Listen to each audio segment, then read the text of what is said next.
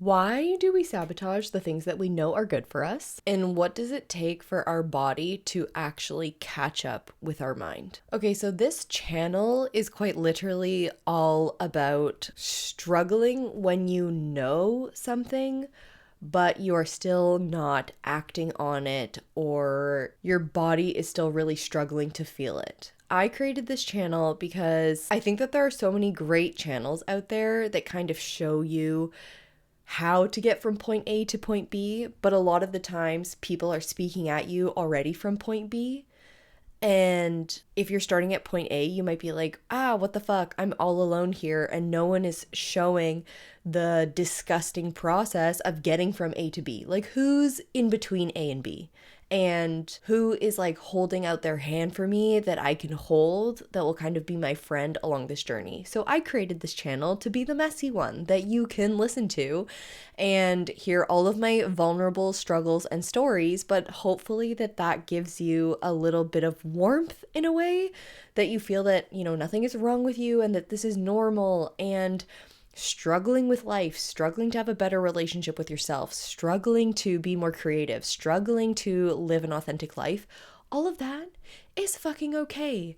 And actually, the majority of life, I think, looks that way. And yet, even though people are so well meaning, we love to show shiny, finished, produced things.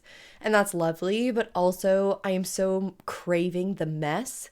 So I figured that I would put myself on the chopping block and do that for all of you so that you feel not alone. And so this video I did want to make about the struggle of knowing that something is good for us, but wanting to choose what is comfortable, which is likely old conditioned patterns and pain and negativity. It's like we could know what's positive and healthy for us, and yet we still choose what's familiar and comfortable, which is actually suffering, which is just so fucking strange. So I wanted to make a video that gets down to it, because there is often a disconnect between actually the body and the mind. You can really know something in your head that it's good for you, and yet your body will not feel it. You'll feel so disconnected. You'll still feel stressed and anxious. It actually doesn't even matter how much you know in your head. Knowledge is one thing, living it is another. So let's get down to it. The thing that I actually wanted to talk about, though, as the basis for this idea is the importance of individuality in relationships specifically, or if you're single, individuality when you're single, which you might think those two things are a given.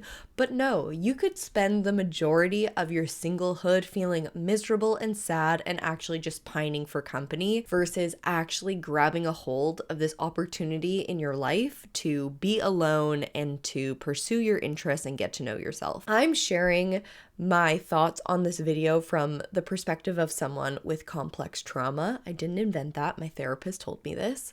I didn't have one single incident that traumatized me, like a really bad car accident. I've had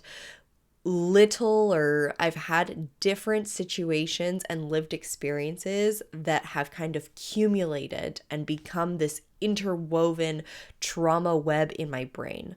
Let's say that I acted out of insecurity when I was younger and had a negative experience, and that linkage was quote unquote sick or diseased, like that was a negative, traumatized, not wholehearted experience. Because I'm hurt from that experience, I'm much more likely to act out of insecurity, fear, or pain in future experiences, which then further propels traumatic instances. And I'm not wanting to overuse the word trauma. I do use it with care.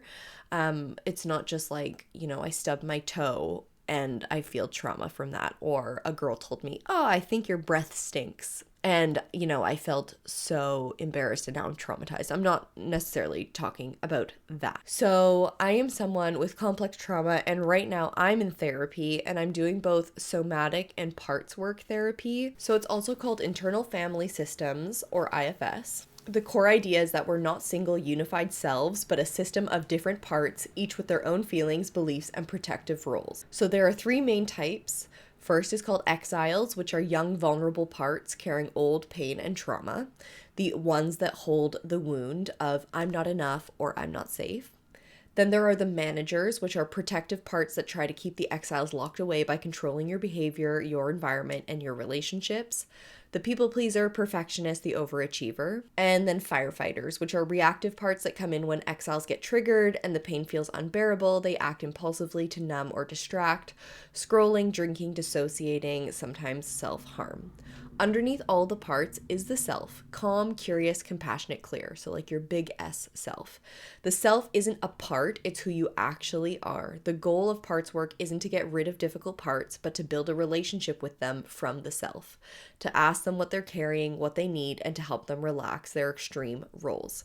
So I'm doing this right now in therapy, and something that we were chatting about is it's actually really hard for me to rely on my big S self, the calm, curious, compassionate, clear self that is underneath all of the protective parts, because I have complex trauma, and because my complex trauma has made it very difficult for me to, I guess, know who I am or to own who I am, to have lived experiences that accumulate that have provided me with more knowledge and confidence in myself in terms of what I like, what I'm interested in, what my passions are, what my values are. These are all things that I am starting to reacquaint myself with because I'm healing and in therapy, but it's really fucking messy and it's also really hard. So for many people that are doing parts work therapy, they're understanding their different parts,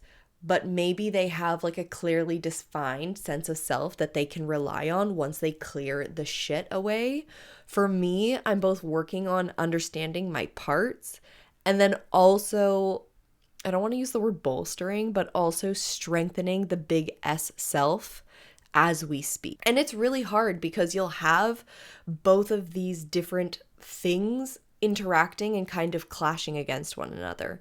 So in regards to relationships and individuality, individuality is not talked about enough as such a fucking critical thing that you need in relationships. Esther Perel says, you know, why do we expect a relationship to provide what a village used to provide? We expect our partner, our most trusted confidant, our lover, the passionate person, our best friend, our partner in crime, our therapist. We kind of expect this one person because we're predominantly a monogamous society or a monogamous world. Obviously, there are caveats to this, but in monogamy, it's kind of this idea of the one. And that places a lot of pressure on the one. And also in society, we're more disconnected than ever. Social relationships are changing. Communities are getting much smaller. So we are increasingly relying on one person to fulfill all of our needs. And so Esther was saying, no wonder we're struggling so much in our relationships. One person can't possibly do all of these things. And something that helps take the weight off of that expectation of your partner fulfilling all of these different roles is individuality and independence and a sense of ownership and confidence in one's own internal and external life. And so this is actually really hard for me because I have all of these compensatory behaviors of people pleasing, overachieving, and being a perfectionist that have blurred and skewed what's actually really true for me. Like, I'm needing to clear through the shit and understand what I actually want, what activities I actually find interesting, how I want to spend my time, what feels good for me, without letting external things play too much of a role in my decision making and in my understanding of myself. And this takes time. This takes just like living your life and having different experiences and trying to be self-aware through them to be like, what did I learn and what could I have done better? But of course, you have to go through the muck of being like, oh my God, I didn't actually do the thing that I wanted, and it actually was like a really shitty situation, and now I'm feeling so much shame that I didn't listen to myself, and blah blah blah. Like, at least for me, that's kind of what the journey has been like. It's been so fucking amazing and tiring and exhausting all at the same time. And so for me, independence and individuality is actually kind of hard for me with more of a codependence leaning, with an anxious attachment style that I am trying to heal to become secure. And also, mind you, I'm in a relationship that is wonderful and amazing, but trust has been needed to be built. And my husband and I have different communication styles, and creating somatic safety has actually been something that has been difficult for us because we haven't really understood the language, or we haven't really been clear on what that is and how important that is to me. And so recently, in the last few months, I would say that he's become really aware of my nervous system and how when I have a calm nervous system, I am so much more likely to be acting in my big S self. Therefore, he'll have more of like the real Brenna when I am that way. And so we're learning how to support one another and how to communicate, and being able to cultivate more somatic safety with one another as just like a baseline for our interactions, which has really helped. And we were having this conversation yesterday just about our relationship and what we can do better. And we're both recounting how, we just moved to a new place in January, and it takes time to really get situated. He hasn't been working, he just got a new job. Things are slowly, finally starting to happen, but we haven't really been able to pursue our own individuality this year, which is something that he's really craving. And something that honestly I am craving, but I am deeply afraid of. I'd much rather just kind of latch on to him, and to feel safety and comfort so that I don't have to go through the angst of like, oh my God, how do I want to spend my time? What do I like? What do I not like? I don't want to struggle and feel discomfort and pain. It's the saying that says, you're never going to discover new places if you're not willing to lose sight of the shore. And that is, I think, the slogan of my last few months, that I've been so terrified to let go of old fears and old conditioned behaviors and narratives and worldviews because they feel comfortable, but they're just painful. Like, it keeps me suffering, which is so hilarious. Why do humans do that? I mean, we know that they do that. In the same way that when you talk about dating, people are much more likely to latch on to relationships that remind them of their family system, even if it wasn't super healthy, because that's what they know. And they are not super down to be with someone that's super completely different, but actually offers them a lot more safety. They could find it boring or uninteresting or whatever. So humans are just so interesting. And I'm doing the same thing where I don't want to let go of the things that cause me suffering because I've lived with them for so long. And I'm like, but this is security. At least I know I'm going to suffer here. If I go into the unknown and take a risk and breathe and let my husband and I spend more time alone, apart, take more trips apart from each other, like most likely it's going to be an incredibly positive experience, knowing that we both love each other and want to spend time with each other. But it's most likely going to be a really enriching, positive experience. We're both going to have energy. We're both going to come back to the relationship revived and excited and miss one another. And we're both going to have our own adventures, and we're going to develop our sense of selves and our experiences in the world. So most likely it's going to be this amazing, great experience. And yet I just look at it and I'm like, fear, that's scary. I don't want that to happen. It makes me feel really uncomfortable. And that's kind of the space that I'm navigating right now. And I think for me, what my first kind of indicator is now that I've had to work at is understanding, my body feels stressed. Like, I don't feel super relaxed. I don't feel like I have access to the wise Brenna. I feel that every situation I'm looking at in my life is with a lens of fear and vigilance and trying to understand, what's going to go wrong here? Where am I going to eat shit? Tony Robbins said, something really simple, but it's quite life-changing of, if you're looking for brown things, you will find the brown and you will not see any red. And that's kind of what I do with many things that I'm afraid of, is I just look at things with brown goggles and completely forget all of the other shades around me because I'm just looking for fear. I'm just looking for data that backs up my reasons to be afraid. And it completely blocks my capacity to be open to new information and to actually be proven wrong. And I think when you're trying to rewire your traumatized brain to heal, you do need to build up in your roster a few positive experiences in the direction that you're wanting to go. Like, I've needed to take some risks to say, hey, you know what? For this weekend, I'm going to go off and I'm going to spend it by myself. And it's not like I was super excited about it. I felt like I needed it. I kind of knew that it was going to be the right thing for me, but I was a little bit nervous. I was like, ooh, like, what's this time apart going to be like? What are you going to get up to without me?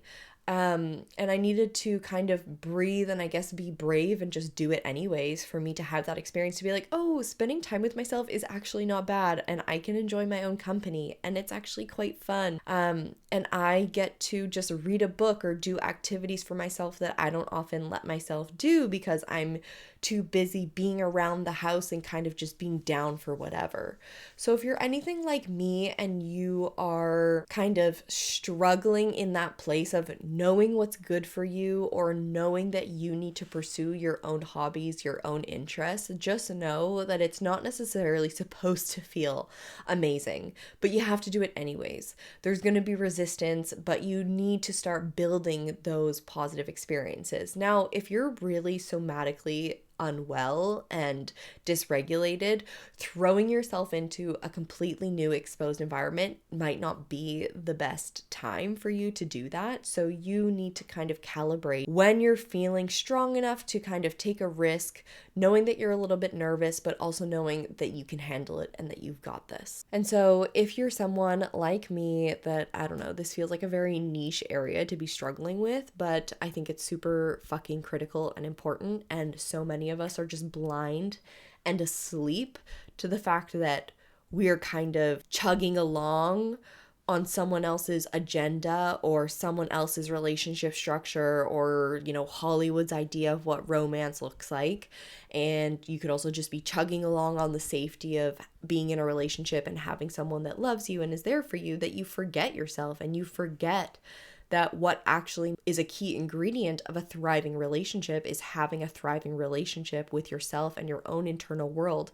Because then what the other person doesn't threaten you, and you can really prop and lift that person up and be their biggest cheerleader, knowing that you have your own corner of things that brings you pride and joy that you're curious about. If you don't have it, then you are much more likely to be threatened and insecure and fearful of what your partner does, and it's going to trigger you because it's just a mirror showing you that you want that for yourself, but you have no fucking idea how to get it. And honestly, the only way is to kind of just like eat shit and get through it and do things, and to start listening to yourself and listening to that intuition that's telling you, like, I want to try this, or you know what, I think I'm not going to go to that event. I think I'm going to spend some time by myself, or I'm going to check out this event in my city/town. Whatever it is, you just need to start listening to yourself and build your own internal world with yourself and also your external surroundings. Nurture good friendships. Even if it's clunky and socializing feels weird, you just have to bite the bullet and fucking do it. And I really do love this analogy of, if you always keep your dog on the leash and you never let them off, you are not, I mean, maybe a dog is a bad example because maybe for some people's dogs, they're like, if I let them off the leash, they will never come back to me. But the whole idea is like, if you never let your dog off the leash, you're never giving them the trust for them to come back to you of their own volition. And it's the same in relationships. If you never kind of let go of your partner, you are keeping yourself from the beautiful truth that most likely, unless you're a horrible partner, which I think if you're watching this video, you're not, that most likely they're going to come back to you lovingly missing you and excited to see you. So you have to trust for things to come back to you. You can't keep them in your living room locked in a cage so that you never have to go through the pain or discomfort of quote unquote losing them. Because also, if you're forcing something to stay or you're controlling something, how do you know if it's, and I don't want to say actually yours, but how do you know that it's meant to be with you? You need to give your dog the trust that they want to come home with you, that they love you, that yeah, they can go off and sniff some other grass, but at the end of the day, they want to be back home with you, which I think actually builds more trust in your relationship because you're like, oh, I've let you go and you're choosing me. I don't have to like keep you on the leash out of fear all the time, because that also doesn't make our relationship better. That creates a power dynamic. So healing is fucking rough, and I get it, but individuality, nurture that, whether you're in a relationship or you're not. It's going to serve you so well either way. Thank you for tuning in to this video. I hope that it was helpful, and I will see you in the next one.